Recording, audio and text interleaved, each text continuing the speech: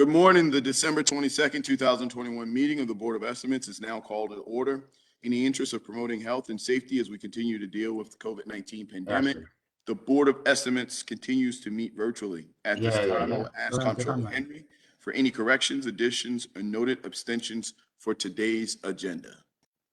Thank you, Mr. President. There are no changes or corrections to today's agenda. No protests were received. The following item is being deferred at the request of the Council President. On page 65, item number 2, Bureau of Procurement, contract B50006206, procurement assessment and transformation. The following items are being moved to the non-routine agenda. On page 18, Office of the Comptroller, status report presentation, Department of Law, biennial performance audit findings. On page 19, Office of the Comptroller, status report presentation, Department of Recreation and Parks, biennial performance audit findings. On pages 71 through 74, item number 7, Bureau of Procurement, contract B50005580, enterprise support staff. Page 106, Department of Law, Department of Labor, wage and hour settlement. There are no items being moved to the routine agenda. The following abstentions have been received by the board. The Honorable Mayor Brandon Scott is abstaining on pages 84 to 87, item number 17, Bureau of Procurement, Report of Emergency Procurement. The Honorable President Nick Mosby is abstaining on page 75, item number 9, Bureau of Procurement, contract number B50006178, relocation services for State's Attorney's Office clients. No other abstentions have been received, no votes have been received, and no rejection of recommended awards. Thank you, Mr. President. No, thank you, Mr. Comptroller. I would now like to direct the board's attention to a memorandum from our office dated December the 20th, 2021, identifying matters to be considered as routine agenda items, together with any corrections and additions that have been noted by our amazing Comptroller. At this point, I will entertain a motion to approve all items contained in the routine agenda. So moved. Second. It's been moved and properly seconded. All those in favor, please say aye. Aye. All those opposed, please say nay. The ayes have it. The routine agenda items have now been adopted. Our first item of business, non-routine agenda today, can be found on page 18, Office of Comptroller, status report. No, we've moved them. I'm sorry, status report presentation, the Department of Law, biennial performance audit findings. This continues a series of presentations to the board that began last week, where agencies have been asked to come and update us on their progress in implementing recommendations and correcting findings in their biennial performance audits. At this point, we're going to turn it over to Steve Salisbury, Chief of Staff for the department. Ms. Salisbury, are you on to present? Yes, I'm here. I'll yield the floor to you, Mr. Salisbury. Thank you for joining us this morning. Thank you, Mr. Council President, Mr. Comptroller, and members of the board. I'm going to share my screen here because we have some slides. So just let me know. Is everybody able to? Does everybody else see the slides? We can hear you and we can see you, Mr. Salisbury. The floor is yours. So the law department is preparing we'll be presenting today on a performance audit that we received earlier this year. There were 2 findings from the performance audit that each had 2 recommendations, and so we're going to discuss both of those and provide an update on both of those or all 4 of those recommendations. So the first finding related to Public Information Act requests, and really it was specific to a performance metric that the law department was using related to performance to Public Information Act requests and their response time. And the auditor made a recommendation or had a finding that the performance metric does not measure the actual response time for the entire PIA process. And what was really going on here is there was sort of a disconnect between what was being measured was the response time for the law department to respond to agencies as opposed to the response time for the agencies to respond to individuals that were making Public Information Act requests.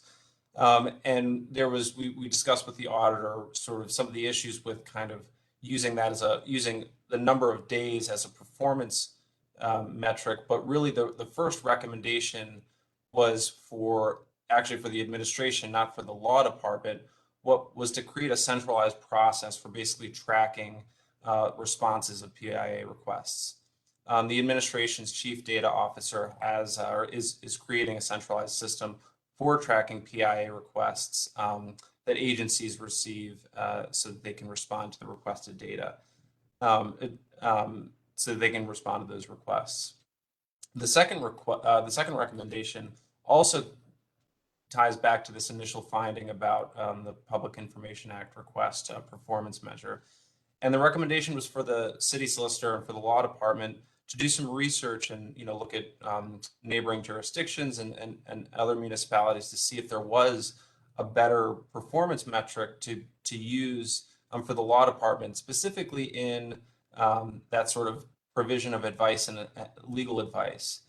And the law department has completed that.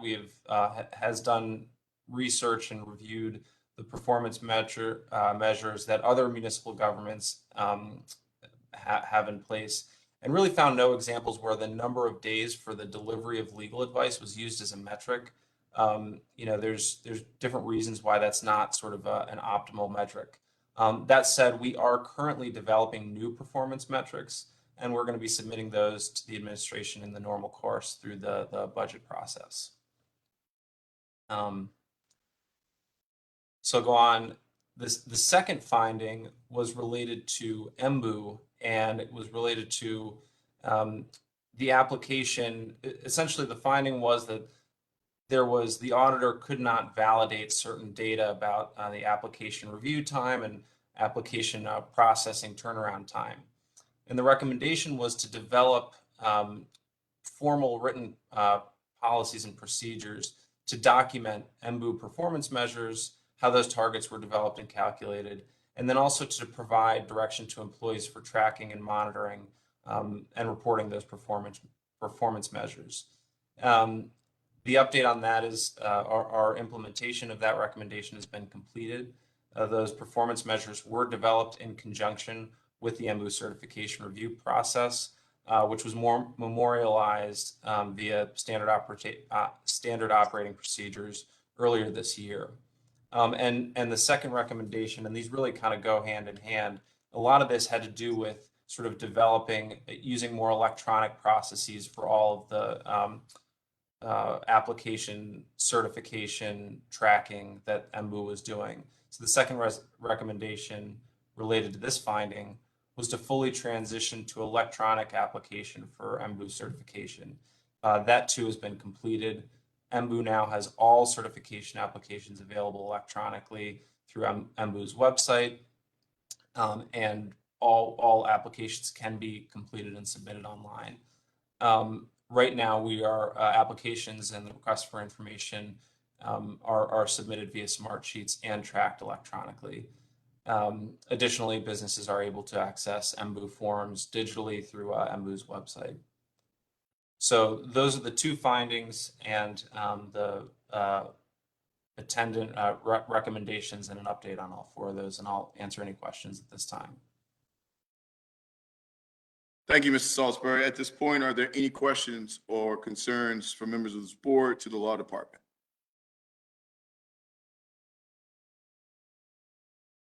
Hearing and seeing none, the presentation will be identified as noted. So thank you so much, Mr. Salisbury, for joining us this morning. Thank you, Mr. President. The first item on the non-routine agenda today can be found on page 19, Office of Comptroller, Status Report Presentation, Department of Recreation and Parks Biennial Performance Audits Finding. On behalf of Recreation and Parks, we have Director Reggie Moore, or Mr. King, are you going to present for Recs and Parks? Who's on for Recs and Parks this morning? Both myself and Ken King are here. Okay, how are you doing today, Ms. Smith and Mr. King? So at this point, I'll yield the floor over to Recs and Parks. If you could please begin your presentation. All right, thank you. Give me a moment to share screen.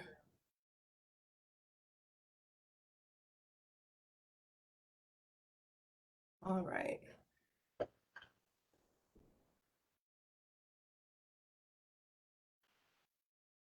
Okay. So there were 5 findings for Rec and Parks in our 2018-2019 performance audit. So for the first finding was in relation to our swimming pools. Recommendation was that we ensured that the pools had the proper permits. In Director's Pass, Rec and Parks obtained our permits from the health department, but we did not pay the fees for them. So because we didn't pay the fees, we never received the actual physical permit. That was remedied with this last audit finding. So we did actually pay for those permits, and all the pools that we operated for this last pool season, we did have the appropriate permits available and on display at the pools as required. Funding number 2 also dealt with our aquatics, and it dealt primarily with our maintenance standards and how we calculate the performance of our pools. There was a recommendation that we change the performance measure, and with that recommendation, our change will now be that we will calculate our performance based on the number of scheduled days that the pools are open to the public that are actually open. When a pool is closed to the public, it is primarily due to either a maintenance issue or a staffing issue. So both of those go to the actual performance of our aquatic division. So we're comfortable that with the change in this performance measure will be better to able to display how the pools are performing. So the higher the days that we are open as scheduled, the less operational issues that are present. And conversely, the more days that we are closed and we were scheduled to be open is evidence that we are having some operational or performance issues. So for summer 21 that just passed, our pools are open for 90% of our scheduled open days compared to the target of 95. So we did fall short in that 95%, but we're comfortable that this measure now accurately displays how our pools are operating.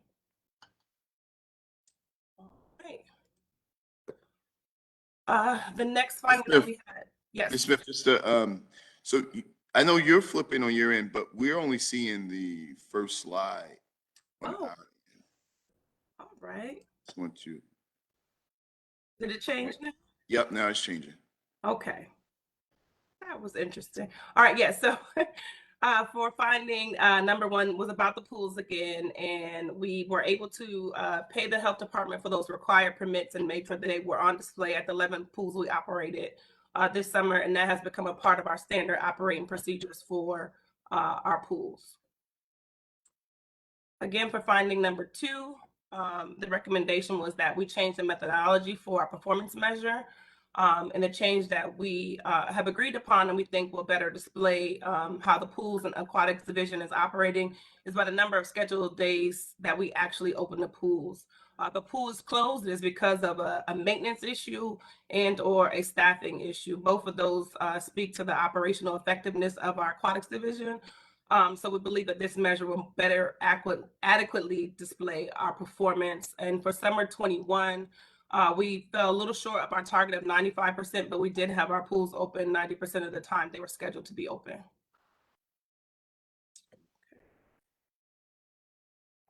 Our next finding was about playground and playground maintenance. In years prior, the agency didn't have an adequate team to actually supervise and care for our team. We do have a playground inspector, and she is building her team.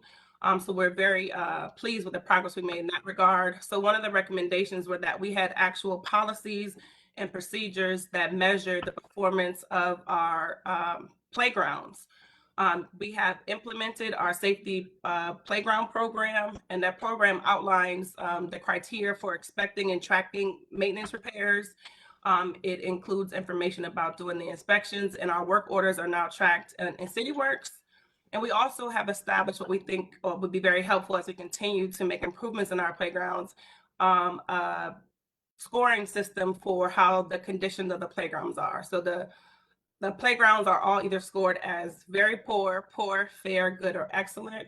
Our goal and our target is that all playgrounds across the city will at least have a fair or better rating. And for each playground that has a very poor rating factor, requires an investment from our capital improvement team. So we are working and feel very comfortable about where we are and that this measure adequately talks about the condition of the pool. Our old measure of having 100% functional components was harder to capture and then fully tell the story of the playground. The playground can have be fully functional and still be in very bad condition. And the last two of our findings dealt with our forestry, and we have our forestry team here in case there are some additional questions. The first finding for our forestry team was that we needed to better account for the monitoring and evaluation of our forestry work. There was a recommendation that there be formalized policies and procedures and periodic evaluation of our service level agreements. And the SLAs are the actual time it takes for us to respond to a work order. So we have implemented our monitoring and evaluation procedure beginning in FY21, which includes monthly reporting, and it gives us some data as it relates to the SRs that we receive from 311, as well as an update on our service level agreements. One of the things to note, though, particularly with our forestry SRs, some of those SRs can take as long as 12 months to actually address and remediate. So our SLAs need to be continually monitored and updated with 311. So we have started that annual process. So we feel fairly comfortable that we are moving forward and making some adjustments as it relates to how we're monitoring and evaluating our forestry SRs.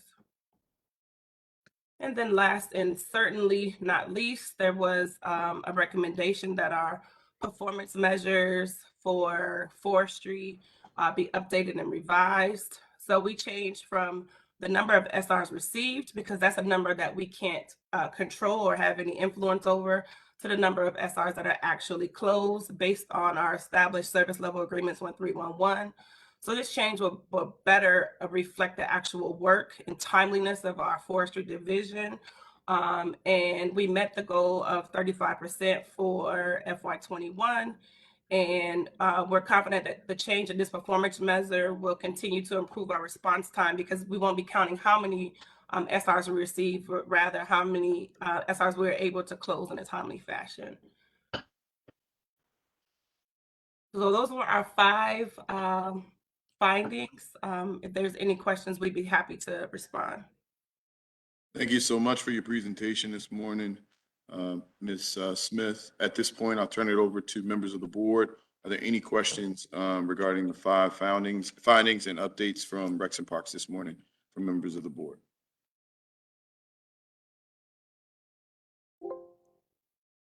Mr. Comptroller, the floor is yours. Thank you, Mr. President. I was going to go based on that last slide, but I think I remember enough about it to just move to the question. In the audit response about the tree maintenance request finding, it said that, quote, according to Rec and Parks, the cause of the significant outstanding work orders was due to understaffing and limited equipment available. Has this changed, or how has this changed since the audit report was published? All right, I'm going to turn that over to Eric Dill, who's our Chief of Forestry, who's actually on the call with us today. We do continue generally to experience just some staffing challenges agency-wide, but Eric, if there's more information that you could lend to that response. Yeah, good morning, everybody. Ms. Smith, I will echo your comments. We do have some challenge with staffing and equipment. But Mr. Comptroller, the biggest way we're addressing that, what we're calling the backlog, is we just very recently got a green light on having a good chunk of carry forward money from FY21 to be utilized by forestry in FY22 to greatly reduce the turnaround time on these service requests. Once my folks see that it is, they do an inspection, and unfortunately right now that stays open as the SLA, the service request stays open beyond inspection. And that's why often we don't have as high a percentage as we would like on completion on time. So we're working on changing that SLA to something more realistic, not just the 45 days for inspection. But back on getting rid of this backlog, regardless, we got $900,000. We'll greatly reduce, if not eliminate, our pruning and removal backlogs, and take a good bite out of our stump removal backlogs also. And our target is to have completed that backlog reduction by May of 2022. Okay, that's all right. Thank you. And would you be able to tell us today, or would this be information you would have to send us in terms of how many tree maintenance requests are currently outstanding in your tracking system, and how many total were completed in 2021, calendar 21? Yes, we can send that to you. Okay. Obviously, a lot of these requests turn out to be duplicates or something that's beyond the city's purview or jurisdiction, but we can send you a valid number for that, Mr. Comptroller. Okay, that would be great. Thank you. And last on the tree requests, how does Forestry determine which tree requests are priority? We go chronological. We go oldest to newest. Not always an easy thing to do, because I don't blame a lot of these residents. They've seen a tree in decline for a period of time. Now, if somebody asks that there be a different prioritization, unless I have some direct orders to the contrary, I or one of my urban foresters will revisit the site, and in their expertise, if they determine that it's an imminent hazard, say if it's for a tree removal, then we will bump that prioritization up. Otherwise, we go chronological, oldest to newest. So, for example, we occasionally have a prioritization that comes up because we're saying, oh my gosh, the tree is splitting, it's about to fall, the roots are upending or whatever. But otherwise, right now, we are have assigned to our teams, our crews, fall 2020 service requests in the initial service request work. So we're looking at September, October, November is what we're working on right now in our backlog. Okay, and then thank you, Mr. Deal. The other question I had was back in one of the aquatics findings, number 2. Sorry, not aquatics. The maintenance of the playgrounds. Finding number 2. It sounded like, Ms. Smith, it sounded like you said that the trigger for capital investment is a very poor rating. And I just want to make sure I'm practicing my reflective listening. That the goal is to get all playgrounds to be fair and up. Mm-hmm. But if there's a rating of very poor, that triggers and this is what I was unclear on, that triggers something with your capital improvement team to go in and do work for to that playground. And my concern was, if the rating system is very poor, fair, good, very good, Mm-hmm. that allows for the possibility that you will have a playground be rated poor, which is below the level that you're shooting for, but above the level where it triggers action. Yeah, so just to clarify, so very poor requires major capital improvements, right? So as we are ranking the order in which we perform capital improvements on our playgrounds, those that are very poor go to the capital program first. So poor is also addressed. So it's not, that's not the single trigger. I got you. Okay, that's what I wanted clarified. Thank you very much, Mr. President. That's all my questions. Thank you, Mr. Comptroller. And Mr. Deal, just real quick, the tree stump removal backlog, it's a couple years out, right? Oh, yeah, yes. I think like 7 or something like that. Is that, or is it? That's the sidewalk, folks. They did. They used to have it. We are going back. We had to close a lot of those old stumps because requests from earlier, because it was very poor data. A lot of this, it turned out, had actually been filled in with trees, and there was poor reporting data. So we go back to 2017. Gotcha. 2018 on stumps. So and anything before that, I think, is not in the system. So we are removing stumps, oldest to newest. Again, we got now for the stumps, we got an extra $100,000, which puts a dent in it. I mean, there's close to a couple, I don't have the numbers, somewhere between 1,500 and 2,000 stump service requests, I believe, right now. But I think we can get rid of at least 700 of those, close to 700. And that goes back primarily early 2018, the requests. Understood. Mr. Comptroller, I see your hand raised again.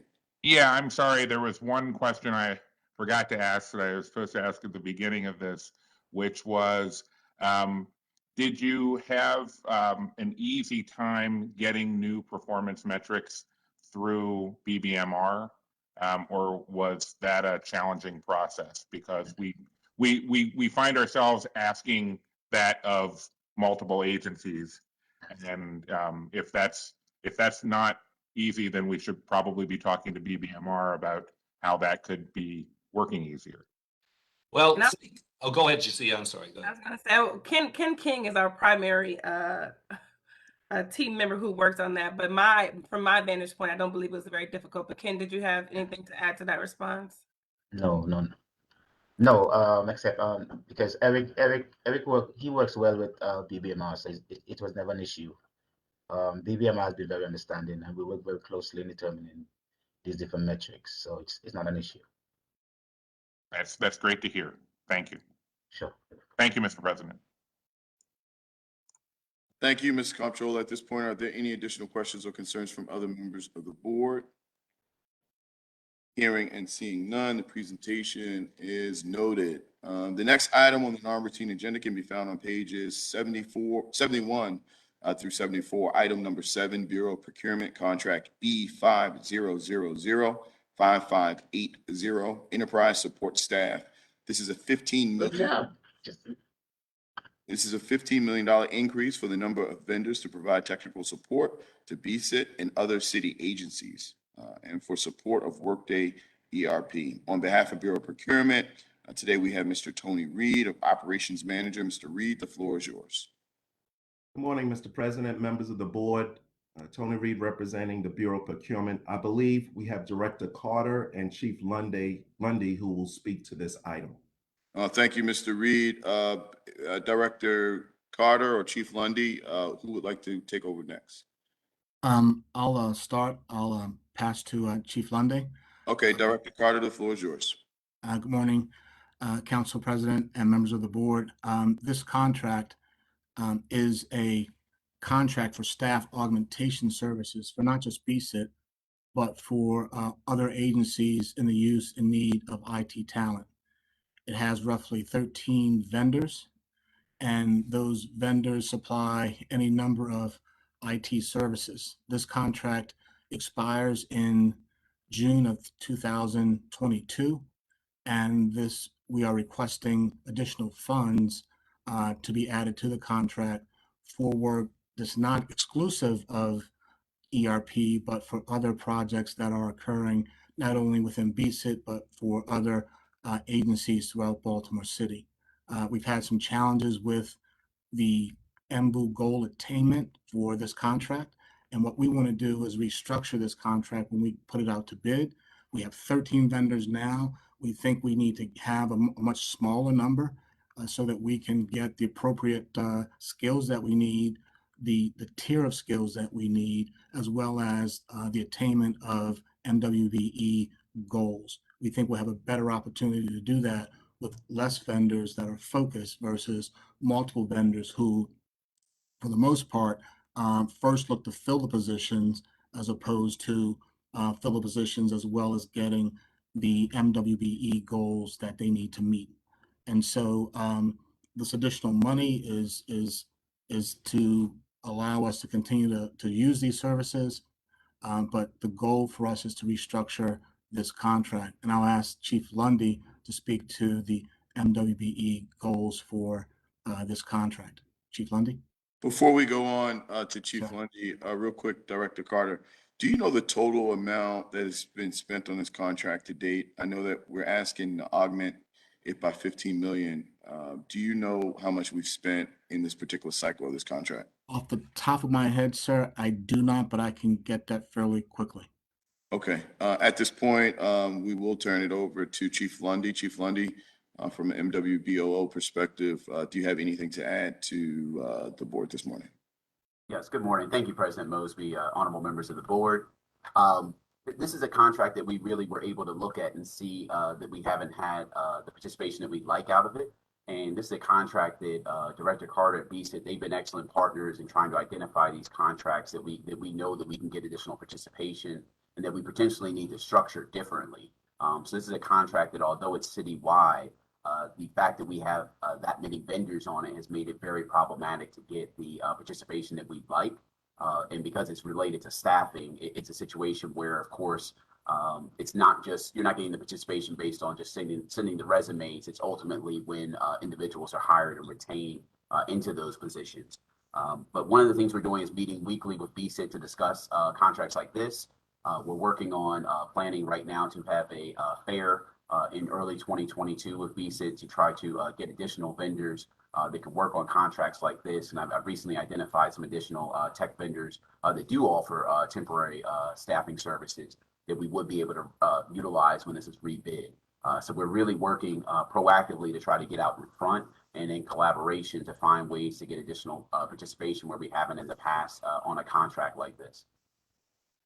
Now, Chief Lundy, I believe only 2 out of the 13 vendors on this particular contract are currently in compliance. Is that accurate? That is accurate, sir. And a lot of that is again due to the number of vendors. So it's difficult with the allocation of work. This is something we're frequently encountering on contracts that have a large amount of vendors or contractors. The work is not always evenly distributed amongst all of them. And in this case, because it's staffing, it's just dependent upon the candidates that are sent from that particular vendor and whether they're retained ultimately by the city. And that it doesn't count towards any participation goal unless they are in fact hired and retained for some period of time. So is it fair to say that the vendors who've received most of the work are either in compliance or closer to being in compliance than the ones who receive less work? Is that what you just said? Yes, that's a fair statement to put it in that regard. So we're really going to be looking at that allocation of work a little bit closer as we move forward with the additional funds on this contract, and then finding ways that we can really have a greater way of structuring this contract so we really don't run up against this problem in the future. And also looking at other vendors like Director Carter was referring to, so that we can make sure we have properly skilled individuals that are being sent to us. Because obviously, one of the things that goes along with this is when these people aren't being retained for these positions, oftentimes it's just simply that it is not the proper skill set for these IT-centric positions that we need to fill. So for the 2 vendors that are in compliance, are they, let's flip it. To the 11 vendors who aren't, is there like a performance plan associated with this well, this is not an extension, but the augmentation of this contract of the $15 million to help bring them in compliance or get them closer to compliance? Is there a strategy in place for that? That's correct, Mr. President. Yes, the additional vendors that are not in compliance at this time, we do have on a plan, and this is a contract that we do intend in conjunction with BSIT to monitor pretty closely to try to bring up this performance as we go through this additional time with the additional funding if approved. And when does this particular contract end? It ends in June of 2022, sir. So it ends in June. So this is so we have about 6 more months left in this particular contract, right? And Yes. I think you said earlier, Director Carter, that we're underway of putting a new bid back, a new request back on the street regarding these particular services, right? Yes. So the expectation of when we plan on releasing that is when? It should be within either end of January, February. Just because, without procurement timeline and the bells and whistles that have to take place inside of City Hall, we're really bumping up against the window to be able to meet that end of the contract cycle of June of 2022, correct? Well, this is something that we have been working on, so this isn't new. We feel like we should be able to get this out. We have worked, as Director Lundy mentioned, in concert with procurement, MBU, law on a consistent weekly basis for the sole purposes of expediting contracts, expediting professional services agreements through the process. Yeah, I was just saying as it relates to getting it out there, standing up a committee to review all of the bids, coming up with a bid selection, getting it through the Board of Estimates process. The one thing that, I'll just really push on the administration is I think this is important enough for us to try to ensure that we don't have to extend this contract, which, you know, obviously you've pointed out, Director, as well as Chief Lundy, there's some major issues associated with it. So I'm just asking from the board's perspective that we make it a priority like you have, but then more importantly, we do not come back in front of the board to try to extend the contract or ask for additional money to be placed inside of this contract. Understood. I believe at this point, Director Carter, did you have something else to add off of what Chief Lundy brought up? No, I do not. Okay, at this point, are there any additional questions or concerns from other members of the board? The only other thing is, Director Carter, were you able to identify how much money has been spent on this contract year since the existence? I'm teaming with my teams right now looking Okay. for it, and so it's imminent. I just don't have it right now, sir. No, understood. I appreciate that. Comptroller Henry, the floor is yours. I don't know if this is the same number that you were looking for, Mr. President, but in the agenda, there is the previous expenditure on this contract before the 15 million that we're being asked to approve today. And I believe it's listed as a total of 51 million. There was an initial award of 30 million in 2019 and an increase of 21 million that was approved in December of last year. So with this 15 that we're being asked to approve today, it would be a total contract value of 66 million. Thank you, Mr. Comptroller. So, I mean, I think it's clear as day. We all see it. I've constantly talked about in the past that these are the types of contracts that we have to do a better job at as a city. You know, I think a lot of times we get ourselves and we develop this pigeonhole where the same vendors who might not meet the needs or the standards or what was agreed upon at the beginning of the contract get extensions or additional money gets placed onto it. I understand the importance of where we are with this, but just again, as I stated earlier, really stressing to the administration that I would like to see this be a major priority, and we have a plan in place come June of 2022 to ensure that we have vendors that are in place, that we've done the market research adequately to ensure that we find minority as well as women-owned businesses to participate in this BSIT process that historically the Baltimore City has been less than performing on these types of contracts. So I appreciate all the hard work that you're doing, Director Carter, as well as Chief Lundy, in trying to bring us in line with the goals and objectives of the city, as well as of the mayor and this new administration. At this point, are there any additional questions or concerns from members of the board? Hearing and seeing none, I'll entertain a motion. I move approval. Second. It's been moved and properly seconded. All those in favor, please say aye. Aye. All those opposed, please say nay. The ayes have it. This item is now approved. Next up, we're going to go to the final item of today's non-routine agenda. It can be found on page 106, Department of Law and Department of Labor, Wage, and Hour Settlement. This is a settlement agreement with the current and former employees of the Comptroller's Office related to allegations that employees were required to work hours they were not compensated for. At this time, I'd like to recognize Comptroller Henry to make any remarks he would like to make and offer and introduce anyone to speak on behalf of the Comptroller's Office. At this point, Comptroller Henry, the floor is yours. Thank you, Mr. President. On the advice of counsel, I would like to turn this over directly to Mr. Darnell Ingram, the Deputy City Solicitor, so he can walk us through the legal aspects of this. Thank you, Mr. President. Deputy Solicitor Ingram, the floor is yours. Good morning, Council President Mosby and Comptroller Henry and honorable members of the board. Department of Law is requesting the Board of Estimates to approve the settlement in the amount of $119,839.05, stemming from an investigation from the Department of Labor regarding the compensatory and overtime pay practices of the Comptroller's Office.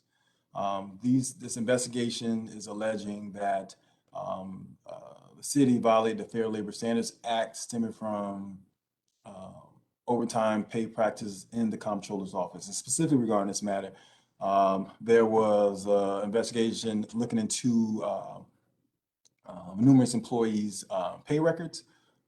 And this issue is really specific regarding whether an employee is exempt to ascertain whether they are allowed to get compensatory overtime, such as leave or some overtime payment. And issues regarding whether personal staff can be designated for this exception. And the Department of Labor conducted an investigation and identified that only a few employees could be designated as personal staff to the comptroller from previous administrations, and the remainder of the employees are not exempt. And this is really regarding some policies and practices of that office during that period of time. With that, the law department was able to settle with the Department of Labor to compensate those employees for their overtime pay and to limit the assessment of liquidated damages to ensure that the Comptroller's Office restructures its office to ensure that personal staff exemptions applies appropriately. So with that, again, the law department is requesting this Board of Estimates to approve the settlement amount of $119,839.05. Thank you. Thank you, Deputy Solicitor. At this point, are there any additional questions or concerns from members of the board? Hearing and seeing none, I'll entertain a motion. I move approval. And I second.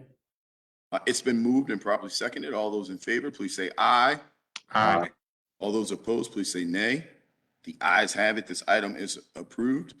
Just from a housekeeping note perspective, I did not say this on the record, but today we had our Chief Administrative Officer, Mr. Shorter, filling in for our mayor. So we had representation from the mayor's office. So all 5 members are here voting. I just wanted to make sure because I didn't acknowledge you at the beginning formally, Mr. Shorter. At this point, are there any additional questions or concerns from members of the board? I see the hand of Ms. Comptroller. Ms. Comptroller, the floor is yours. Thank you, Mr. President. I just need to make a small correction when doing the opening statement and noting the item being deferred, the Bureau of Procurement Contract B50006206 Procurement Assessment and Transformation. Just needed to clarify that is actually item number 2 on page 63, not 65. But the item has been deferred, so want to just make sure that that was clear. That was just a typo on my opening. Thank you, Mr. Comptroller. That's noted by the board. Are there any additional questions, concerns from members of the board? Hearing and seeing none, Baltimore, have a happy and very safe holiday season. Hold on one second. Have a happy and very safe holiday season. We understand and know that COVID is on the rise, not just in our city, but in our state and our entire country. It's still really important for us to ensure that we stay vigilant. If you're not vaccinated, please get vaccinated. If you have the opportunity to have access to the booster, please get the booster. Also, more importantly, please continue to wear our mask. Even when we're enjoying our family and friends, it's critically important, as well as ensuring that we practice social distancing. We can beat this, but we're not going to be able to do it in silos. We have to do it collectively, and that's the importance of the message that I believe all the leaders on this particular call have been pushing out to our community. As there's no new business before the desk of this board, we will recess until bid opening at 12 noon. The Board of Estimates will reconvene on Wednesday, January the 5th at 9 a.m. For our first meeting of 2022. I'd like to thank everyone for tuning in. Baltimore, happy holidays. Again, stay safe. Have a wonderful New Year's, and we love you.